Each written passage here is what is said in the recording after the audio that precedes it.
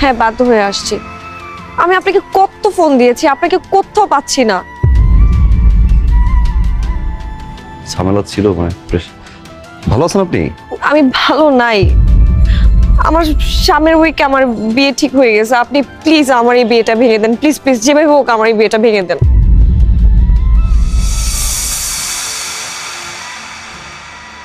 এখন আর পাগলামি করার বয়স আছে? আপনি দেখতে যতটা ইয়ার না লাগেন, আপনার কিন্তু বয়স হয়েছে। বিয়েটা করে ফেলেন। হ্যাঁ, আমি বিয়ে করব, কিন্তু সেটা আপনাকে। আমি আপনাকে ভালোবাসি। আমি সেটা বলতে পারিনি কখনো, কিন্তু আমার মনে হয়েছে এখন এটা বলা উচিত। আমি আপনাকে ছাড়া অন্য কোথাও বিয়ে করতে পারবো না। আপনি যেভাবে হোক এই বিয়েটা ভেঙে দেন না প্লিজ। আপনি যে হোক এই বিয়েটা ভাঙেন।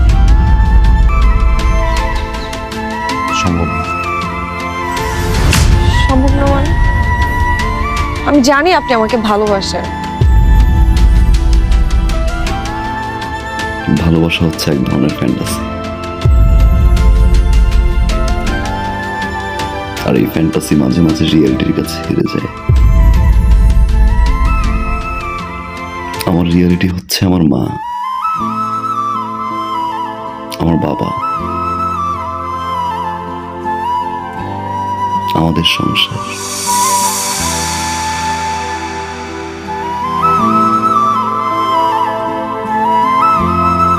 ধরে নিন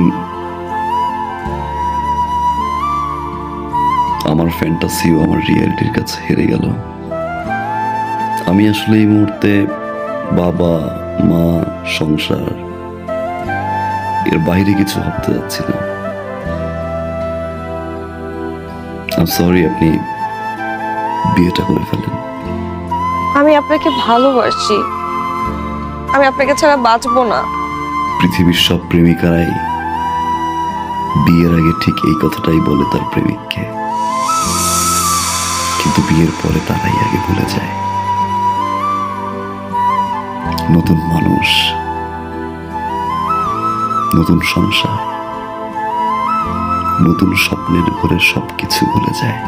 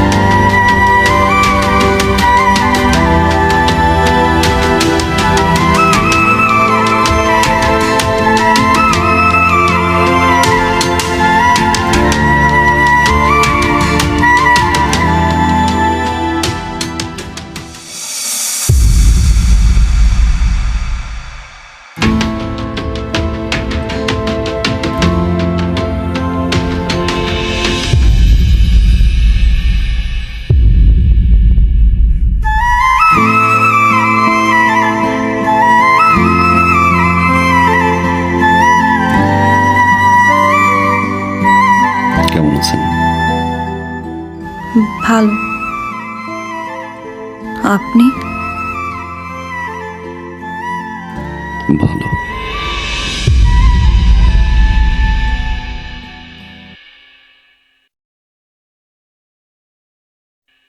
এটা রাখো ভাইয়া।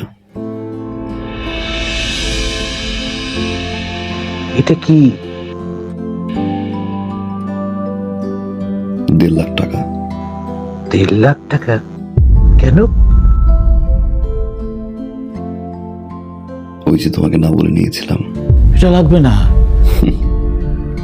ছোট ভাইকে তো 1.5 লাখ টাকা দিয়ে একটা মোটরসাইকেল দিতেই পারি। রাখ, এটা লাগবে। রাখ রাখ রাখ।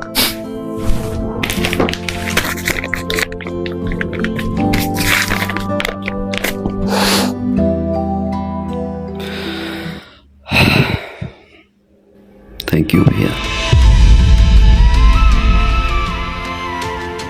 Thank you.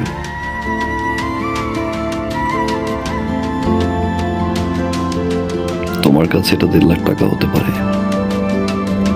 আমার কাছে অনেক কিছু। তোমার এই 1.5 লাখ টাকা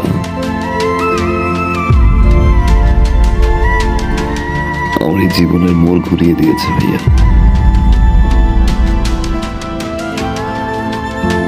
অনেক কিছু শিখেছি, অনেক কিছু দেখেছি, অনেক কিছু পেয়েছি ভাইয়া, আবার অনেক কিছু হারিয়েছি।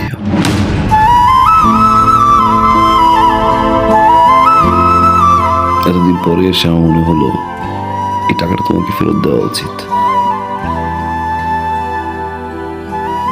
কারণ এই টাকাটা আমার কাছে এখন বোঝা।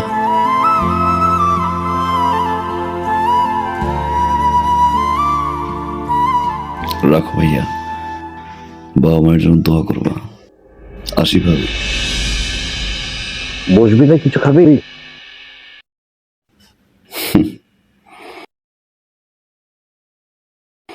যে বাসা এখন পর্যন্ত আমার বাবা মাই খেতে পারেনি, সে বাসা আমি খেয়ে কি করবো ভাইয়া? ভালো থাকো।